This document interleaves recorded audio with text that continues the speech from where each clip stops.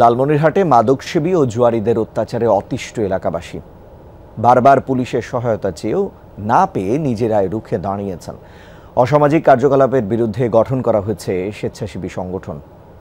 Design, elegance, beauty, সেরা পণ্য সবার জন্য। সীমান্তবর্তী উপজেলা লালমনিরহাটের কালীগঞ্জ মাদক সেবন আর জুয়ারিদের আড্ডা এখানকার নিয়মিত চিত্র।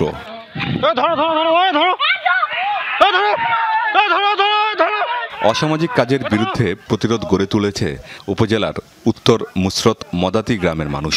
বহিরাগতদের আনাগোনা ঠেকাতে দিনরাত পালা করে পাহারা দিচ্ছে ছেলে বুড়ো সবাই। তারা বলছেন এই উদ্যোগের পেছনে কাজ করেছে পুলিশের নিষ্ক্রিয় ভূমিকা। আমরা থানা প্রশাসনের শরণাপন্ন হয়েছি, আমরা সহযোগিতা চেয়েছি, তারা আশ্বস্ত করেছে বটে, কিন্তু আজ পর্যন্ত আমরা থানা প্রশাসনের কোনো সহযোগিতা পেলাম না। এটা দুর্ভাগ্য। প্রশাসন যদি এক্ষেত্রে খুব স্ট্রংলি কোনো ভূমিকা রাখতো তাহলে হয়তো এতটা প্রভাব বিস্তার করতো না।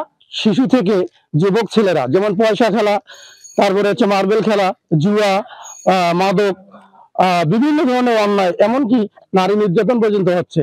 এই অন্যায়ের বিরুদ্ধে আমরা রুখে দাঁড়ার জন্য এখানে দাঁড়িয়েছি। সংগঠন আমরা তৈরি করেছি। এই সংগঠনের আমরা বেশ কিছুদিন থেকে আমরা রাতের বেলা আমরা পার্ট টাইম ডিউটি করতেছি সারা রাত ব্যাপী।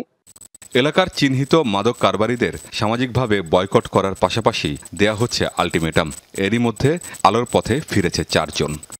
আমি তাদের কাছে যে সারেন্ডার করেছি ভালো হওয়ার জন্য, যে আমি ওখানে ভালো হয়ে যাব। এই এলাকার লোক আমরা চাই এলাকার সব এলাকায় যেন এই ধরনের প্রতিরোধ গড়ে ওঠে, যাতে এই মাদক থেকে আমরা দূরে থাকি। পুলিশ বলছে মাদকের বিস্তার রোধে সাধ্যমতো চেষ্টা করছে তারা। মাদকের বিরুদ্ধে আমরা সব সময় আমাদের অভিযান জোরদার এবং যারা লিস্টেড মাদক ব্যবসায়ী রয়েছে তাদের বিরুদ্ধে আমরা আমাদের নিয়মিত অভিযান এবং মোবাইল কোর্টের মাধ্যমেও তাদেরকে আমরা আইনের আওতায় আনছি। মাদক ও জুয়া বন্ধে গ্রামটিতে কাজ করছে শতাধিক স্বেচ্ছাসেবী। আমিন বাবু, যমুনা নিউজ।